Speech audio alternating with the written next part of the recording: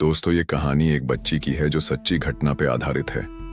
एक बच्ची जो 11 साल की उम्र में प्रेग्नेंट हो गई थी। यह कहानी सिर्फ एक बच्ची की नहीं बल्कि उन लाखों बच्चियों की है जो समाज के अन्याय का शिकार होती। हमें आवाज उठानी होगी ताकि कोई और मासूम बचपन से महरूम न हो। गर्मी की दोपहर थी। धूप इतनी तेज थी कि जैसे धरती खुद जल उठे। एक छोटे से गांव की कच्ची गलियों में 11 साल की कविता अपनी गुड़ियों से खेल रही थी। उसकी आंखों में अब भी वही मासूमियत थी जो एक नन्ही बच्ची में होती है। लेकिन उसे क्या पता था कि उसकी जिंदगी अचानक बदलने वाली है। कविता एक गरीब परिवार में पैदा हुई थी। उसके पिता खेतों में मजदूरी करते थे और मां दूसरों के घरों में झाड़ू पोंछा लगाती थी। बचपन की चंचलता अभी पूरी तरह खत्म भी नहीं हुई थी कि उस पर जिम्मेदारियों का बोझ डाल दिया गया। घर का काम, छोटे भाई बहनों की देखभाल, इन सब में उसका बचपन कहीं खो गया था। एक दिन उसकी मां बीमार हो गई और घर की सारी जिम्मेदारी कविता के नन्हे कंधों पर आ गई।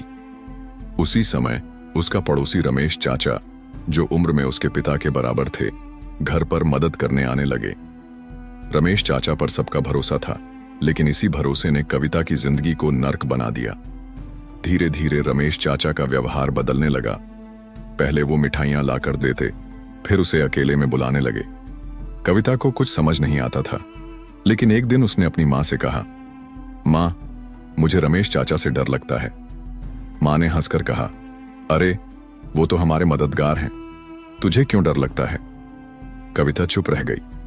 कुछ महीनों बाद जब उसकी तबीयत बिगड़ने लगी और उसका पेट अजीब तरीके से बढ़ने लगा, तो गांव की औरतों ने फुसफुसाना शुरू कर दिया। कहीं कुछ गलत तो नहीं हुआ? इतनी छोटी बच्ची और पेट निकला हुआ लग रहा है। जब मां उसे अस्पताल लेकर गई तो डॉक्टर ने जो कहा वह सुनकर सबके पैरों तले जमीन खिसक गई। कविता मां बनने वाली थी। यह खबर पूरे गांव में आग की तरह फैल गई। लोग ताने देने लगे, बदचलन लड़की, इसकी मां ने इसे संभाल कर नहीं रखा, किसका पाप है? कविता कुछ समझ नहीं पा रही थी। वो तो अभी गुड़ियों से खेलने की उम्र में थी, मां बनने का मतलब भी नहीं जानती थी। उसकी मां रोने लगी। पिता ने गुस्से में घर छोड़ दिया और वह लड़की, वह पूरी दुनिया के तानों के बीच अकेले अपने पेट में पल रहे अनजान मेहमान के साथ खड़ी थी। रमेश चाचा तब तक भाग चुके थे। पुलिस आई, रिपोर्ट लिखी गई, मगर इंसाफ की उम्मीद कहीं खो गई। कुछ महीनों बाद कविता ने एक बेटी को जन्म दिया। खुद एक बच्ची होते हुए भी उसने एक और बच्ची को जन्म दिया था। अस्पताल के कमरे में उसने अपनी नवजात बेटी को गोद में लिया और उसकी आंखों से आंसू बह निकले। क्या मेरी बेटी का भी यही हश्र होगा? उसने ठान लिया कि अपनी बेटी को दुनिया की इस वहशी नजरों से बचाएगी। वह पढ़ेगी, बड़े होकर खुद के लिए लड़ेगी, ताकि उसकी बेटी कभी उसी दर्द से न गुजरे। कविता अब 17 साल की हो चुकी थी। उसकी बेटी अब 6 साल की हो गई थी। एक नन्ही परी जो उसकी दुनिया थी, मगर समाज ने अभी तक उसे माफ नहीं किया था। गांव में लोग अब भी उसे ताने मारते थे। स्कूल में उसकी बेटी को घूरा जाता और काम के लिए उसे कोई नौकरी नहीं देता। एक बदचलन लड़की अपने बच्चे को कैसे पाल सकती है? इसकी बेटी भी बड़ी होकर इसकी तरह ही होगी। ऐसे ही शब्द हर रोज कविता के कानों में गूंजते थे, लेकिन अब वह पहले जैसी कमजोर नहीं थी। पढ़ाई और न्याय की लड़ाई जब उसने स्कूल में दाखिला लेना चाहा, तो प्रिंसिपल ने कह दिया, हम बदनाम लड़कियों को अपने स्कूल में नहीं रखते। यह सुनकर उसकी आंखों में आंसू आ गए, लेकिन उसने हार नहीं मानी।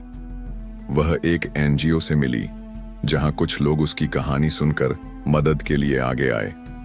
उन्होंने उसे स्कूल में दाखिला दिलवाया और केस फिर से खुलवाने में मदद की। लेकिन न्याय की राह आसान नहीं थी। रमेश चाचा को गांव वालों ने बचा लिया था, क्योंकि वह एक अमीर जमींदार का आदमी था। पुलिस ने भी सबूतों की कमी बताकर केस बंद कर दिया था। आखिरकार इंसाफ मिला। कविता अब पहले से ज्यादा मजबूत हो चुकी थी। उसने मीडिया से संपर्क किया, सोशल मीडिया पर अपनी कहानी साझा की और धीरे धीरे उसकी आवाज पूरे देश में गूंजने लगी। एक दिन जब एक बड़े न्यूज चैनल ने उसकी कहानी दिखाई, तो पुलिस पर दबाव बढ़ गया। पुलिस ने रमेश चाचा को गिरफ्तार किया और इस बार कोर्ट ने भी उसका साथ दिया। कई महीनों की लड़ाई के बाद आखिरकार रमेश को उम्र कैद की सजा सुनाई गई। जब कोर्ट में फैसला सुनाया गया तो कविता की आंखों में आंसू थे, लेकिन इस बार ये आंसू खुशी के थे। इंसाफ की लड़ाई जीतने के बाद भी कविता की जिंदगी आसान नहीं थी। समाज ने भले ही उसके हौसले को देखना शुरू कर दिया था, लेकिन वह पूरी तरह उसे स्वीकारने के लिए तैयार नहीं था। उसकी बेटी अब 10 साल की हो चुकी थी, बिल्कुल वैसी ही मासूम जैसी कभी कविता थी। लेकिन कविता अब पहले वाली मासूम बच्ची नहीं रही थी। वह अब एक माँ थी, एक योद्धा, जिसने अपने और अपनी बेटी के लिए एक नई दुनिया बनाने की ठानी थी। अब वह गांव छोड़कर शहर में बस गई थी। वहां उसने एक छोटी सी संस्था खोली जो उन बच्चियों की मदद करती थी जो शोषण और अन्याय का शिकार हुई थीं। उसकी संस्था में कई और लड़कियां आईं जिनके साथ वही हुआ था जो उसके साथ हुआ था। कविता उन्हें पढ़ने, खुद के पैरों पर खड़े होने और समाज से लड़ने की ताकत देती थी। बीते कल के जख्म, आने वाले कल की रोशनी। एक दिन जब कविता अपनी बेटी के साथ पार्क में बैठी थी तो उसकी बेटी ने मासूमियत से पूछा, माँ, मेरे पापा कहाँ हैं? कविता के हाथ ठिठक गए। उसने अपनी बेटी की आंखों में देखा। वहां कोई शिकायत नहीं थी, बस जिज्ञासा थी। कविता ने मुस्कुराकर कहा, बेटा, तुम्हारे पापा इस दुनिया में नहीं हैं, लेकिन तुम्हें मेरी कसम, मैं तुम्हें कभी उनकी कमी महसूस नहीं होने दूंगी। उसकी बेटी ने उसके हाथ को कसकर पकड़ लिया और हंसकर कहा, माँ, मुझे सिर्फ आपकी जरूरत है। उस दिन कविता ने महसूस किया कि उसकी असली जीत थी अपनी बेटी को एक सुरक्षित और प्यार भरी जिंदगी देना, जो उसे कभी नहीं मिली थी। समय बीतता गया। कविता अब 25 साल की हो चुकी थी और उसकी बेटी आरोही 14 साल की थी। अब वह वही उम्र जी रही थी जब कविता का बचपन उससे छीन लिया गया था। लेकिन इस बार कविता ने यह तय कर लिया था कि उसकी बेटी को कभी भी उस दर्द से नहीं गुजरना पड़ेगा जिससे वह गुजरी थी। कविता की संस्था अब बड़ी हो चुकी थी। कई बच्चियों को उसने बचाया था, कई को पढ़ने का मौका दिया था और कई को इंसाफ दिलवाने में मदद की थी। अब वह सिर्फ एक माँ नहीं थी, बल्कि एक मसीहा बन चुकी थी उन लड़कियों के लिए जिन्हें समाज ने ठुकरा दिया था। लेकिन उसकी जिंदगी में अब भी चुनौतियां खत्म नहीं हुई थीं। एक दिन उसकी संस्था में एक लड़की आई जिसका नाम संजना था। वह सहमी हुई थी। उसकी आंखों में वही डर था जो कभी कविता की आंखों में था। जब कविता ने उससे बात की तो उसे पता चला कि संजना का भी शोषण हुआ था और उसका परिवार उसे अपनाने को तैयार नहीं था। कविता को लगा जैसे वह अपने अतीत को फिर से देख रही हो। उसने संजना को गले लगाया और कहा, अब से तुम अकेली नहीं हो। संजना कविता की संस्था में रहने लगी। धीरे धीरे उसने पढ़ाई शुरू की और अपने आत्मसम्मान को वापस पाया। कविता का काम अब सिर्फ समाज सेवा तक सीमित नहीं था।